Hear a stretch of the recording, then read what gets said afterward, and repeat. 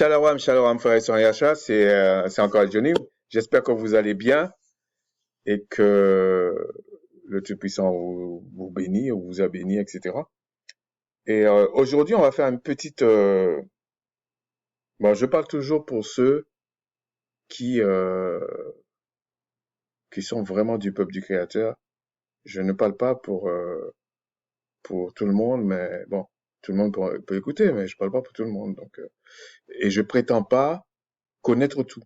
C'est pas ça que je suis en train de faire. Je vous dis certaines choses et puis vérifiez, regardez, creusez. Euh, peut-être que vous allez comprendre que, peut-être que vous allez comprendre des choses que je vous ai pas dit et qui est peut-être vrai. Tu vois, il faut bien regarder, il faut bien écouter, il faut bien écouter. Parce que il y a des choses que je dis pas, même si je sais. Et puis il y a des choses que je dis pas parce que je sais pas. Donc, c'est comme ça. Alors, aujourd'hui, on va parler de, mais je vais le faire par l'absurde, ok? Mais qui est vraiment le peuple du Créateur? Tout le monde se prétend être le peuple du Créateur. Il y a même qui disent que c'est le monde entier, hein? C'est le monde entier. Ça, c'est la version catholique et puis ses filles, là. D'ailleurs, à ce propos, comment expliquer quand vous dit que c'est vers la Palestine là-bas, en Israël, il y a des traces du temple, et depuis le temps, personne ne veut le rebâtir. C'est comme si ils ont peur qu'en en rebâtissant, le créateur sera toujours pas avec eux. Donc, comme ça, tout le monde va le voir. Donc, ils veulent pas. Et puis, les autres, par exemple, les catholiques romains, parce que le catholicisme est romain, on te dit l'église catholique romaine, ils ont fait le temple en Italie. Mais si maintenant que c'est vous, pourquoi vous êtes pas en Palestine, rebâti et tout? Vous voyez comment c'est faux. Et à ce propos, on va aller dans 2 Rois 17. Alors, dans la loi du Créateur,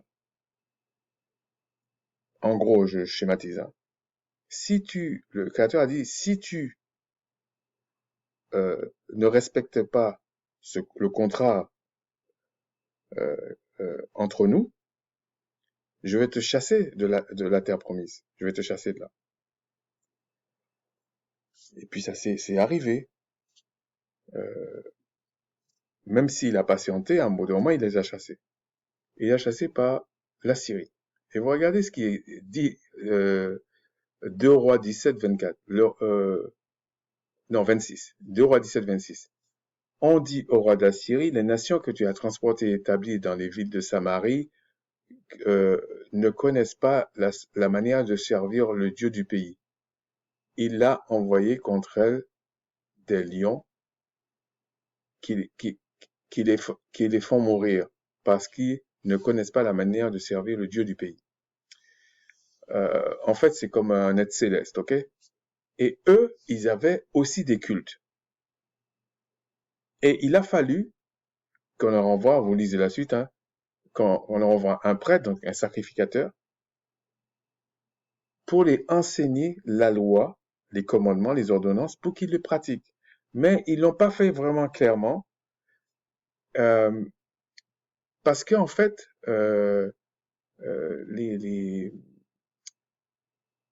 sans appliquer la loi complètement dans la terre promise, euh, ils se faisaient attaquer par des lions, enfin le Créateur les frappait en fait. Donc ils ont compris que c'était à cause de ça. Pour les gens qui pensent forcément que les peuples anciens étaient bêtes, non, ils n'étaient pas bêtes. C'est, ils savaient, en fait, ils connaissaient pas tout simplement le Tout-Puissant, c'est tout. Parce que le Tout-Puissant a choisi un peuple, c'est tout. Et les autres peuples étaient créés aussi pour quelque chose. Bon, c'est pas l'objet de la vidéo, mais ils étaient créés pour quelque chose. Donc, euh, c'était pas inutile, mais sachant que ben, il y avait une loi et le seul peuple qui connaissait cette loi-là, c'était le peuple du Tout-Puissant lui-même. Les autres peuples ne connaissaient pas cette loi. Et ça revient à dire que, en fait, peut-être qu'ils avaient des petits segments de la vérité, mais ils connaissaient pas. Mais celui qui avait l'entièreté de la chose, en tout cas au niveau de la loi, c'était son peuple, le peuple du Tout-Puissant, qu'il avait choisi lui-même et qu'il avait donné cette loi. Et mais là aussi, par rapport à une autre vidéo que je parlais, vous voyez qu'il y a la notion de culte, d'adoration, il y a tous ces trucs-là. Donc dans les autres peuples, il y avait des notions, même si là-dedans c'était pas bon, mais il y avait la notion de culte. Et c'est pas parce que dans un autre peuple il y a la notion de culte que le peuple du Créateur il n'y a pas le culte. Comprenez? C'est pas parce qu'il y a une notion, tu peux avoir une notion dans tous les peuples qui est pas mauvais, mais comme ils n'ont pas fait les choses comme il fallait, on va te dire c'est mauvais. Mais le concept en lui-même n'est pas mauvais. Donc, en fait, la loi était simplement, la loi révélée au peuple du Créateur, c'était simplement comme si tu as une fondation ou une route pour que tu puisses être béni, en fait. C'est-à-dire que si tu sortais de la route, ben, c'est comme une éducation. C'est comme une éducation, voilà, c'est ça. Donc, tu as une façon de faire et tout ça, parce que le royaume est comme ça. Et si tu fais d'autres choses qui sont pas bons, ben, tu vas pas vivre longtemps, en fait. C'est comme ça. Et donc, quand vous regardez dans 2 Rois 17, 26, non seulement il fallait être dans le lieu, mais en plus, il fallait connaître la loi dans son entièreté, en fait. Et ça amène à essayer de creuser la chose pour savoir, mais est-ce que si tu ne connais pas vraiment la loi, ou tu ne pratiques pas vraiment la loi, euh, en tout cas les parties qu'il faut, les parties qu'il faut pas, etc., est-ce que tu vas pouvoir rester vraiment dans cette terre promise? C'est des questions à se poser. Parce que euh, le mensonge, c'est aussi de la désobéissance. À un certain degré, c'est de la désobéissance. Pourquoi je dis ça? C'est par exemple, vous n'allez pas comprendre pourquoi les sages-femmes en Égypte avaient menti, Rahab, la prostituée, avait menti, et pourtant le Créateur les a bénis. C'est parce que, en fait, le véritable mensonge, c'est quand tu crées un désordre. La véritable désobéissance, c'est quand tu crées un désordre. Et c'est ça la rébellion. Et c'est pour ça que il y a des choses que le Créateur va te pardonner et des choses qui te dit, attention, tu vas là-bas, on te pardonne pas. Il faut bien comprendre qu'est-ce que ça veut dire, en fait. Et donc, communément, tout le monde va te dire, oui, mais le peuple du Créateur, c'est ceux-là là, qui sont comme ça, qui ont des choses sous la tête, pas des choses sous la tête, etc. Si vous regardez les Khazars, c'est facile, c'est facile. Ils vous disent qu'ils se sont convertis au judaïsme. Et je vous dis, il y a plein de preuves que le judaïsme n'est pas du peuple du Créateur. C'est pas ce que le Créateur avait dit à son peuple. Mais admettons, pour les plus têtus, admettons que c'est OK. Mais eux-mêmes vous disent qu'ils ont été convertis au judaïsme. Donc déjà, si t'es converti, t'es pas l'original. Et ils ont dit aussi, alors bon, il y a plusieurs sous-ensembles, hein, mais je vais vous dire les plus grandes. Donc il y a les Khazars. Bon, c'est facile, hein, vous vérifiez, c'est partout, vous allez voir, c'est faux. Maintenant, vous regardez euh, les, euh, les Ashkénazes. Alors eux, c'est vraiment eux qui se prétendent que c'est eux. Donc on va aller dans Genèse 10.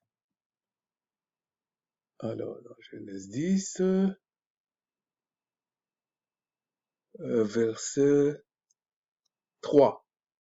Les fils de Gomer, Ashkenaz, Ripha et Togarma. Alors, on va voir si c'est des Sémites. Hein? On vous dit, verset 1. Voici la postérité des fils de Noé, Sem, Cam et Japhet. Il en naquit des fils après le déluge. Les fils de Japhet furent Gomer, Magog, Madai, Javan, Tibal, Méchec et Tira. Et puis il vous dit les fils de Gomer. Donc si on remonte, c'est Japhet. C'est pas Sem, c'est pas Cam, c'est Japhet. Donc même si vous allez vers les Ashkénazes, c'est Japhet. C'est pas Sem.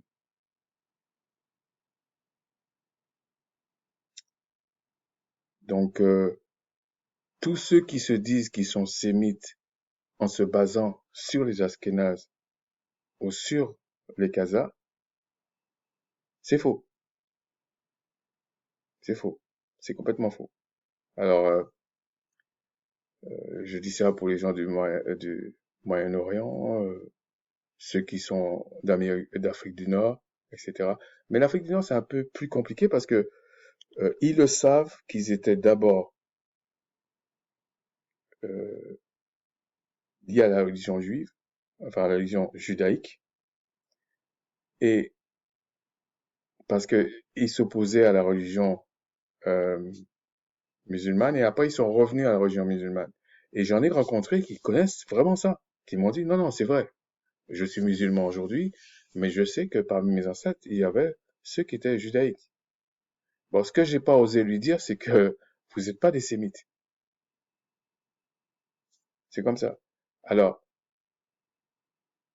si on prend, on va dire juifs pour que ce soit clair, hein, si on prend eux, les vrais, c'est pas ce qu'on vous dit.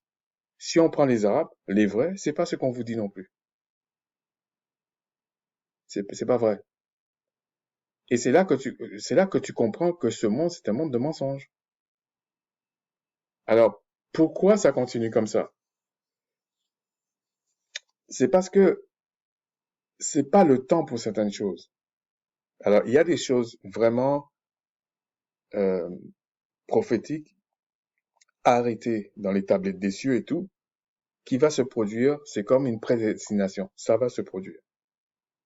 Et puis à l'intérieur de ça, il y a une marge de manœuvre. Et puis il y a le créateur aussi peut patienter. Donc c'est comme ça. Il maîtrise le temps.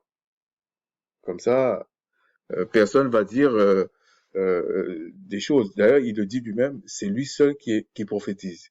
Et puis, il y a beaucoup de choses dans le peuple du Créateur qui étaient très courants, en fait. Les miracles, les prophéties, enfin, c'était courant. C'est pas quelque chose qui n'était pas courant. Euh, mais euh, il y a un troisième groupe qui se prétend être le peuple du Créateur. Alors, on va aller dans Abdias et au verset, je vais pas vous dire n'importe quoi, au verset 20. Les captifs de cette année, de cette armée des enfants d'Israël posséderont le pays occupé par les Cananéens jusqu'à Sérapta. Et les captifs de Jérusalem qui sont à Sépharad posséderont les villes du pays.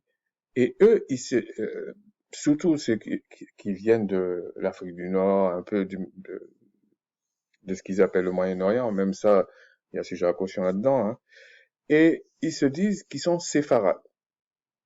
Mais comme preuve que dans un livre que tout le monde dit que c'est bon, on refuse pas le livre et tout, c'est quand même assez curieux que euh, c'est le nom d'une ville. C'est pas parce que j'habite dans une ville que je suis une ville, voire une région même. C'est très léger, ça marche pas, ça. Par exemple, pour prendre un exemple, à Jérusalem, si on prend les mots comme ça, là, il y avait aussi des étrangers.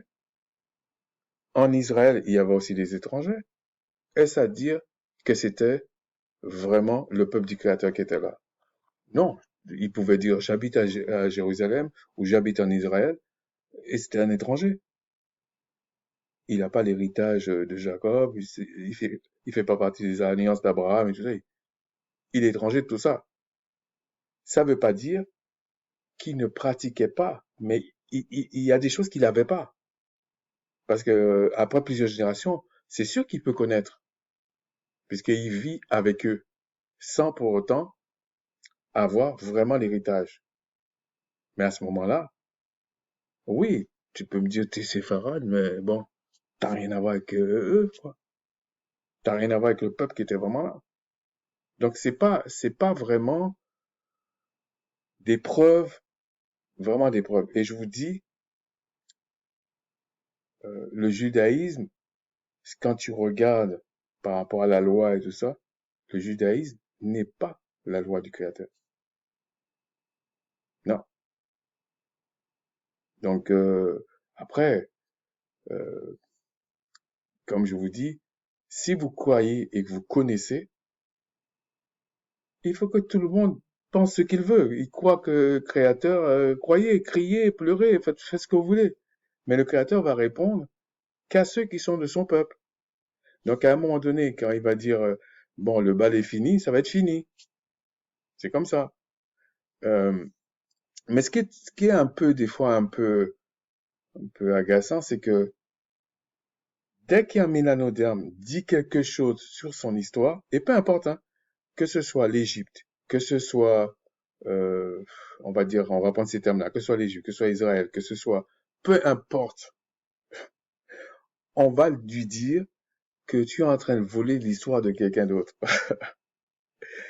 Alors qu'en fait, c'est l'inverse. C'est qu'on cherche à voler leur histoire tout le temps. D'ailleurs, pas que leur histoire, leur matière première, leur danse, leur langue, tout, tout. La façon de s'habiller, on vole tout. Mais c'est quand même, pour ceux qui comprennent un peu, si on te vole tout, c'est que les autres n'ont rien. C'est ça, ça veut dire. Et qu'à un moment donné, quand on lit bien les écrits, le Créateur n'a pas besoin de milliards de personnes qui crient à lui pour qu'il fasse quelque chose de juste. Non. Ou quelque chose qu'il a promis. Non. Même un seul, ça suffit. Même un petit groupe, ça suffit. Et il préfère quand c'est un petit groupe. Il préfère que quand il n'y a pas beaucoup. Comme ça, personne va dire, ouais, c'est pas par mon intelligence, c'est le son de ma voix qui a fait que, non, non, non. C'est selon sa promesse. Il est capable de faire ses affaires lui-même. Et d'ailleurs, lorsque tu vois des personnes qui essaient de aider le Créateur pour faire la justice, non, c'est pas le Créateur ça. C'est pas lui. Parce que lui, il a quand même cette dignité, cette souveraineté de dire bon, je veux, c'est moi qui ai fait, c'est moi qui ai créé, c'est moi qui ai fait, c'est moi qui ai détruit ou c'est moi qui ai rebâti. C'est moi qui fais mes affaires. C'est un peu ce que, euh, par exemple, les, euh, les Khazars orthodoxes, on va dire Khazars ou Ashkénazes orthodoxes, euh, c'est pour ça qu'ils sont contre ce qui se passe en Israël, en fait. Eux, ils disent, euh, c'est le Créateur qui devait faire ça lui-même. C'est pas des hommes par l'intermédiaire des moyens politiques, par exemple. Mais il faudrait même se poser la question, est-ce que c'est vraiment le lieu? Bon, j'ai mon idée, hein, c'est pas ça, mais j'essaie d'expliquer les choses par l'absurde, en fait. Ok? Que, est-ce que le Créateur va tolérer pendant des siècles un peuple qui est son peuple, qui ne pratique pas sa parole, qui ne rebâtit pas le temple, hein? Et puis, s'il a rebâti le temple, admettons qu'il rebâtit le temple, ou qu'il rebâtit pas le temple, si c'est vraiment son peuple, est-ce qu'il va tolérer qu'on déplace le lieu du temple en Italie, par exemple? Faut se poser ce genre de questions. est-ce qu'il va laisser de l'ombre pour qu'il y en a un autre qui tourne autour d'une pierre? Je veux dire, à un moment donné, non, il faut pas se moquer ou prétendre quoi que ce soit, non, mais il faut se poser des questions. Sur ce, je vous laisse et je vous souhaite que le Créateur vous bénisse toujours, en tout cas ceux qui sont à lui pour connaître la vérité. J'ai fait une vidéo sur la vérité. Je vous dis franchement, tout ce que vous faites va créer quelque chose. Et si vous êtes en dehors de ce que le Créateur veut, vous allez vous opposer à ce qu'il fait. Et là, c'est ça la rébellion. Et c'est ça qui va vous conduire à la destruction. Et malheureusement, alors il y a des gens qui vont dire oui, mais il a enfermé tous les hommes dans le péché, c'est normal qu'on pêche et tout ça. Ouais, mais le système du créateur, c'est que il aime bien choisir ses affaires lui-même. Il aime bien former les gens lui-même. Euh, si tu veux, il n'est pas un lâche. Ok, il n'est pas en train de dire ouais, j'aimerais ça, mais je sais pas. Non, non, non, non, non. Toutes ces hésitations-là, c'est nous les humains, ça. Vous vous rendez compte quelqu'un qui sait tout faire? Admettons, même tu prends un humain, il sait tout faire. Il sait tout faire, il sait construire les choses, il sait concevoir les choses. S'il lui manque un outil, il fabrique l'outil. Si l'outil ça va pas, il détruit l'outil. Voilà, parce que entre guillemets, quand on vous dit les entités spirituelles qui sont là, qui sont en train de travailler, ce sont des serviteurs du Créateur. Oui, d'accord. Mais c'est comme des outils. Et à un certain degré, le service, c'est comme un outil. Bon, je vais pas dire plus de choses. Je vous souhaite que le Seigneur, enfin, je nous souhaite que le Seigneur nous fasse grandir dans sa connaissance, dans la vérité. Pas la connaissance qui enfle, hein, celle qui est humble, simple, efficace et et qui procure vraiment cette sérénité des saints. Parce qu'il y a beaucoup de personnes, ils vous disent, ah, je suis sauvé, machin. Oui, d'accord, je suis pas en train de juger. Non, la personne fait ce qu'il veut, mais quand tu vois la personne n'est jamais en paix, bon, il se ment lui-même, il faut le laisser. C'est comme ça. Sur ce, je vous dis shalom et puis à une prochaine vidéo. Je sais pas encore. Ah oui, la prochaine vidéo que je voudrais faire, c'est, si le créateur me le permet, c'est qui dirige vraiment? Qui dirige vraiment? Même sur la terre. Ok? Shalom.